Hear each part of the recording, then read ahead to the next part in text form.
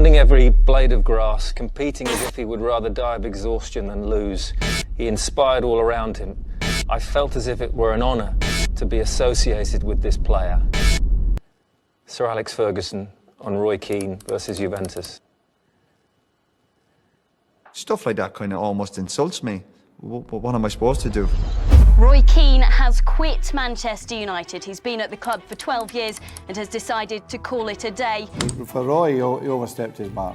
Absolutely overstepped his mark. Ferguson thinks he can just say what he wants about people, and people go, because he's the mighty Ferguson, he can do what he wants, and nonsense. What are people frightened of? So, would I ever forgive him? I don't know. I don't care if it's Alex Ferguson or the Pope. I'm going to fight my corner. What do you want me to do? Yeah. Today, we're jumping straight into a really compelling story.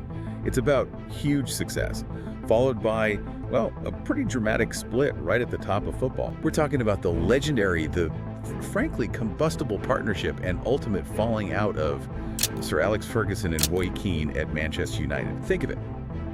Between 1993 and 2005, they basically hoovered up 7 league titles, 4 FA Cups, and even that shiny European trophy. And for 8 of those glorious years, Keane was the captain, the on-field general for Fergie, the embodiment of Ferguson's relentless will to win. He wasn't just a great player, was he?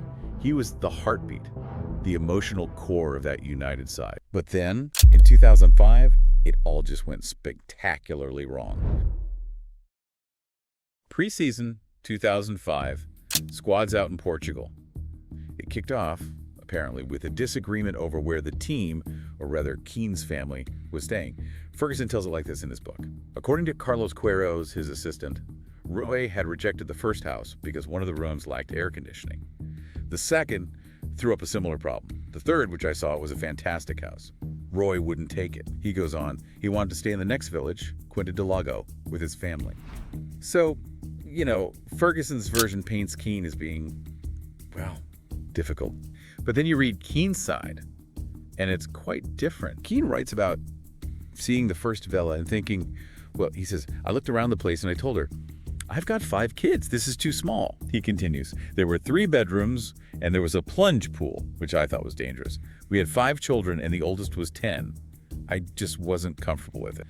So for Keane, it wasn't about aircon. It was like basic suitability and safety for his kids. And it didn't stop there. It escalated after a training session. Ferguson describes confronting Keane. He says, after training, I pulled him to one side. What's going on, Roy?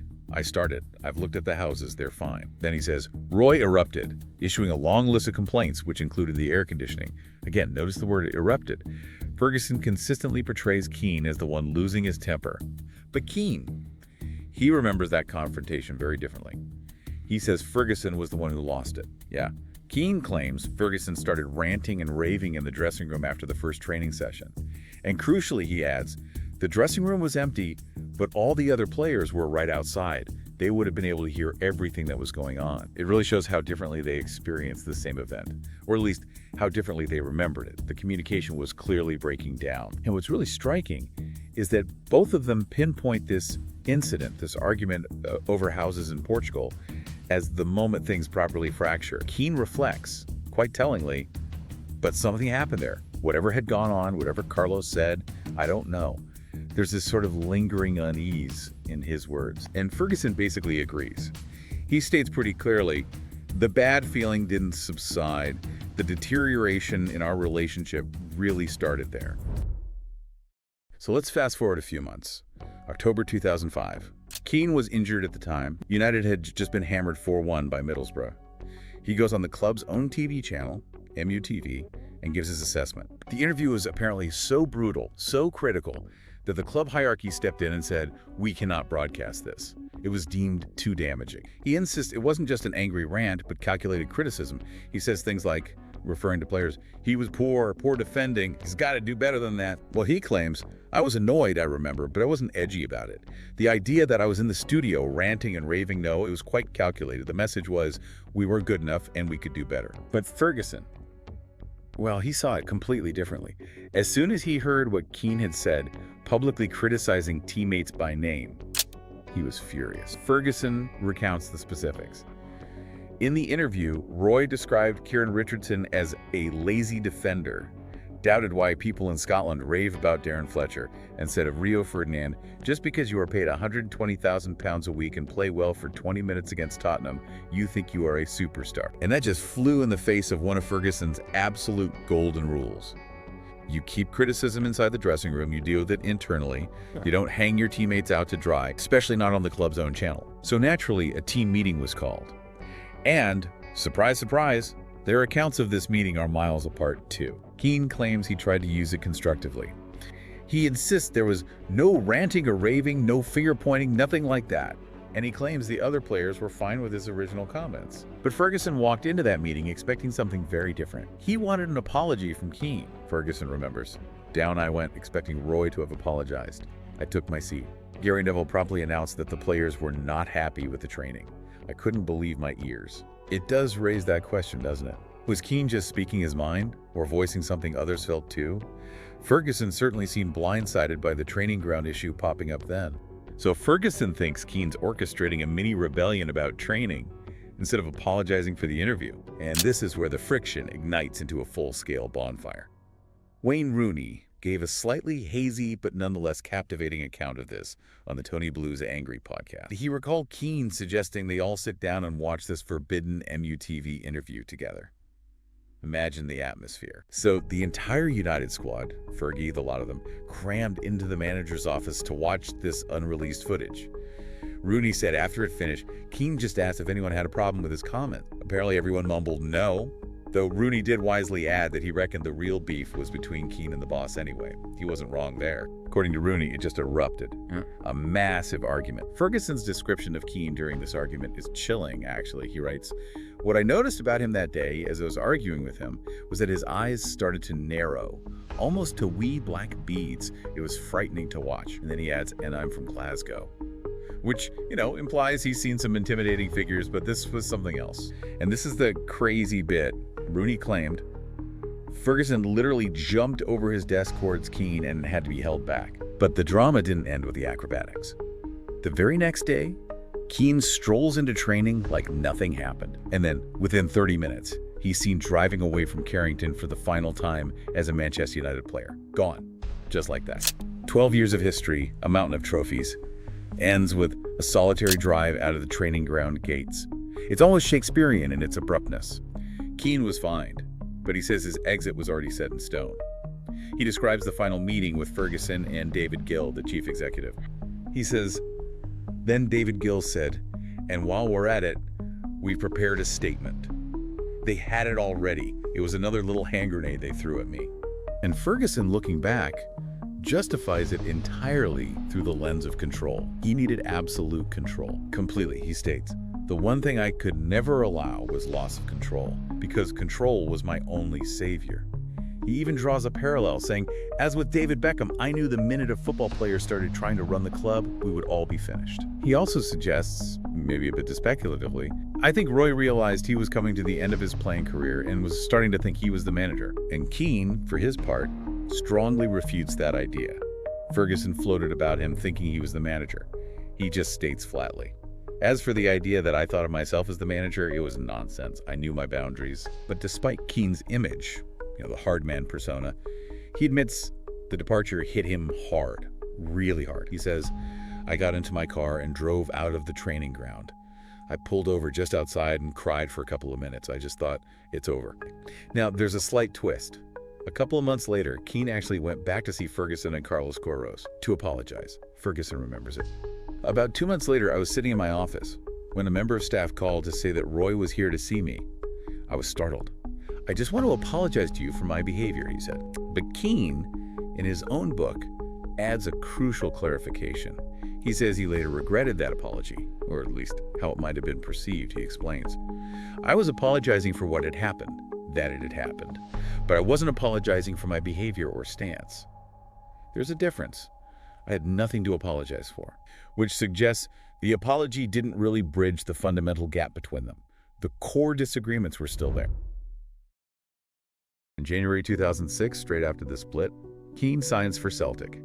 Now, Keane himself, he's talked about this being a long-held ambition, supported them as a kid. It sounds quite neat, doesn't it? Sir Alex Ferguson, publicly anyway, he comes out and calls Keane the best midfield player in the world of his generation.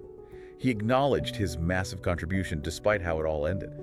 But you have to ask, did those words match how they, actually felt about each other then? Then fast forward just a few months, June 2006. Keane gets his testimonial game at Old Trafford, and Ferguson is there. He even took part. I haven't really got too much to say. I would just like to thank, first of all, the fans for showing up. United fans and Celtic, thank you. I'd like to thank the players. I know it's been a long season and probably this is the last thing they needed, but I do appreciate it. To United and Celtic, thanks very much. Hope you've had a great night. It's something I'll remember for the rest of my life, and all the best. Now, you could look at that and think, okay, maybe things are thawing out a bit, a gesture of goodwill. Or was it more about, well, duty, professional obligation? Keane gave 12 incredible years to that club. Ferguson had to be there, didn't he? Feels much more like ticking a box, albeit an important one. So moving on, 2006 to 2008. Keane makes a pretty quick jump into management, takes over Sunderland in August '06, and amazingly really gets them promoted to the Premier League. Quite the start. Meanwhile, Ferguson's just still dominating with United. Premier League titles in 2007, 2008, and the Champions League again in '08. Which brings us neatly to when their paths did cross again on the pitch. 2007, 2008, Keane Sunderland against Ferguson's United. Those games must have had some atmosphere. The focus inevitably was on the two managers. You had the professional stuff, like the handshake before the game, you have to do that. But the reports, the feel around those matches, people talked about a palpable tension, you could just sense it. Okay, so let's kick off with Sir Alex Ferguson's take on it.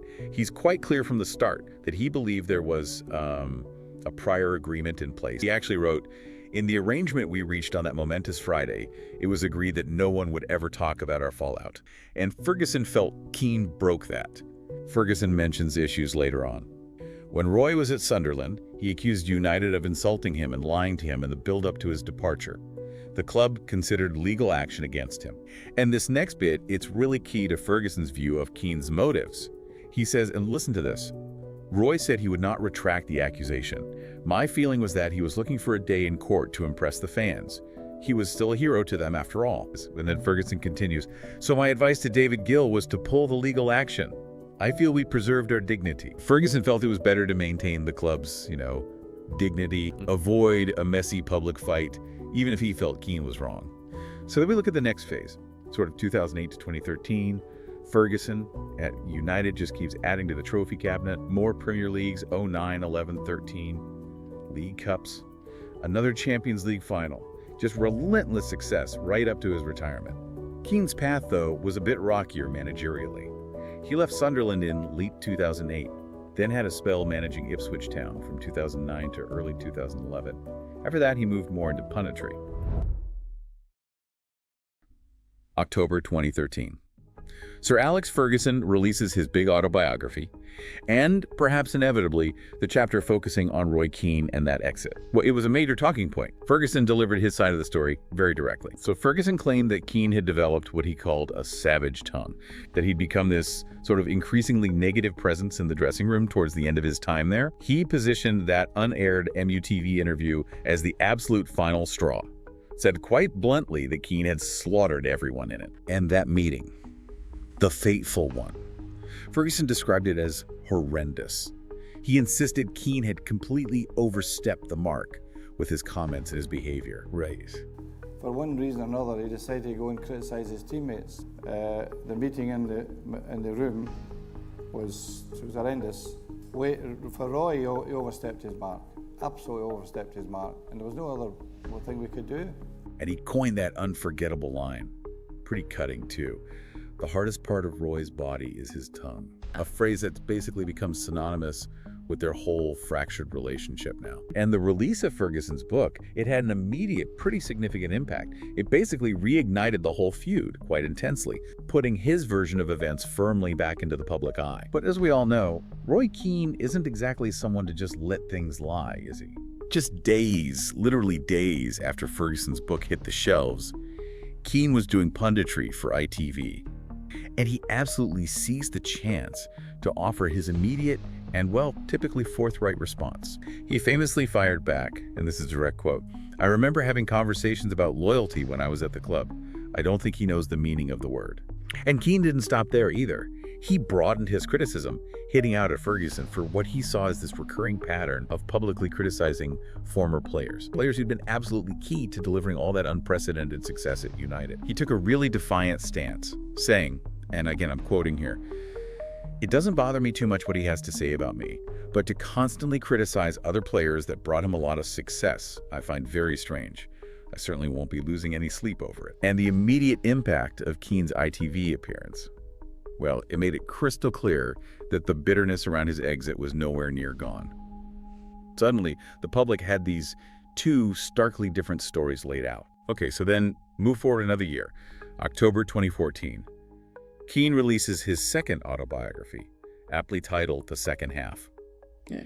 And this gave him a much bigger platform, a whole book, to really lay out his version of events and get deeper into that complex relationship with Ferguson. And inside, Keane argued that the infamous MUTV interview, it wasn't the main reason for his exit. Not really. He framed it more as the sort of breaking point after a period where tensions had been really escalating behind the scene. What did they want me to say? That the team played well? I said, listen, poor. The team was poor. But this idea that I was ranting and raving, again, the usual nonsense. The tape had to be destroyed, what other rubbish. But the good thing for me, we had a chance to watch it with the players before I left, and it was fine. Detail about a heated argument he'd had on the training ground with Carlos Queiroz, the assistant manager then, and voice his unhappiness with how Ferguson handled that whole situation. He also got into the Rocket Gibraltar affair, a racehorse venture involving Ferguson and some other United figures, and it led to some pretty big legal wrangles. Keane actually wrote that he thought Ferguson's involvement in all that was damaging the club's focus, and he claims he directly told Ferguson that his priority needed to be solely on managing the team. I mean, that's a bold move, telling Sir Alex Ferguson that. And recounting that final contract termination meeting from his viewpoint in the book, Keane really hammered home just how quick and, well, impersonal he felt it all was. He repeated that detail about the pre-written statement, didn't he? Really highlighting that feeling of being suddenly disposable. And the impact of the second half, it was pretty profound. It presented a very, very different story to Ferguson's, offered direct rebuttals, and really solidified the image of this deeply fractured relationship, at least from Keane's perspective. Right, let's jump forward again to more recent times. Because even years after these big autobiographies, the embers of this feud, they keep glowing. Mostly thanks to Keane's, well, consistently candid media appearances. Roy, your final year is obviously abruptly ended. It seems, reading various things you've written or interviews about it, like the chemistry was off, there were rumblings from a few months out, even pre-season in Portugal, argument over whether you want to stay in the villa where you feel more comfortable with your family and Carlos Queiroz, and then you break your foot and you come back and Queiroz isn't overly welcoming, you feel, when you come back, chucks you a bib, you stand up front, you be up front. What's your, like, do you feel, did you, yeah, I'm sure you're. In September 2019, he was on the Off the Ball podcast, and he left absolutely zero doubt about where he still stood. He stated with total finality, "As much as I'm not one to hold a grudge, I wouldn't forgive Ferguson." I mean, those are powerful words. But as much as I'm not one for carrying grudges, I wouldn't forgive Ferguson for that. No. He also flatly denied the idea that he'd upset everyone at the club back then. I dismissed it as nonsense. And we ended up and I went, can we watch the video? This video that was destroyed. And we watched the video and I remember looking and going, I hope it's not as bad as I think. Yeah. And when I watched it, it was okay. I didn't think for 1 minute I was out of order. I was like, oh, thank God. And then the manager put it to all the players. We were in his office. He went, lads, have any of you got a problem? I think Fletch said something, or maybe you could have been a bit easy on some, but not too major. All the other players are going, no, we know Roy, we got beaten 4-1 or 4-2. I had to do the video. It could have been Gary's. It could have been me the following week doing a game we'd won. What was I supposed to say? Oh, the lads played great. We lost 4-1 or 4-2. And he didn't stop there. He took aim at Ferguson's man management style more generally. He brought up the exits of other long-serving players, guys like Brian Robson and Steve Bruce, as examples of what he saw as, well, disrespectful treatment. And I tell you what, I was at the club when Brian Robson left. I was at the club when Steve Bruce left. Two brilliant servants from Man United, and I didn't like the way they were treated at the end. So people talk about Ferguson's man management. Don't be kidded on by all of it either. He even threw in a pretty pointed, sarcastic remark about Ferguson's son Darren getting a winner's medal, which, many people took as a jab about potential favoritism. Yeah. Don't be kidded on by all that. And Ferguson came out afterwards going, well, I always done what was best for United, Manchester United. Nonsense. His son played for the club, won a league medal, Darren. Very lucky. His brother was chief scout for Man United for a long time. Hey, listen, I'm surprised his wife wasn't involved on the staff somewhere. Darren, his son, was at Preston one time. Darren loses his job. A couple of young players on loan for Man United. Guess what happens the next day? They're pulled out of Preston. Is that what's doing the best for Man United? Do me a favour.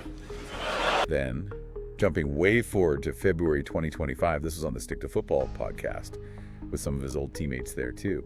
In what was actually quite a surprisingly poignant moment, he admitted he actually cried in his car on the morning he left Manchester United. In the bath. When I left United, I did. When I left that morning, yeah. Did you? Wow. Oh, wow. Cried in my car. How long did you cry for? Did you cry where you couldn't see where you couldn't see the road, or was you? No, I pulled. Yeah, no, I wasn't one of them. It was just like, Oh, no. It was this rare glimpse of vulnerability, wasn't it? It really underlined the deep emotional toll his exit took on him underneath that famously, steely exterior. And on that same podcast, he reiterated his long-held view that the club had basically used his age and his injuries as a convenient excuse to push him out the door. And on Ferguson's side, in recent years, he's been much quieter about it all, hasn't he? So, wrapping this up, it really was a clash of titans, wasn't it? Two incredibly strong, successful, driven personalities who achieved so much together. But ultimately, their ideas about leadership, about how you handle criticism, about authority, they just became incompatible. So here's the million-dollar question for you to ponder. Could such an incredibly successful partnership, built on such intense personalities, have ever lasted indefinitely? When you have a manager as fiercely dominant as Sir Alex Ferguson, and a player as fiercely independent and outspoken as Roy Keane, were these inevitable tensions always going to reach boiling point, regardless of how many trophies they lifted together? What does this whole saga tell us about the delicate dance of power, loyalty, and the often bittersweet endings of even the most fruitful collaborations?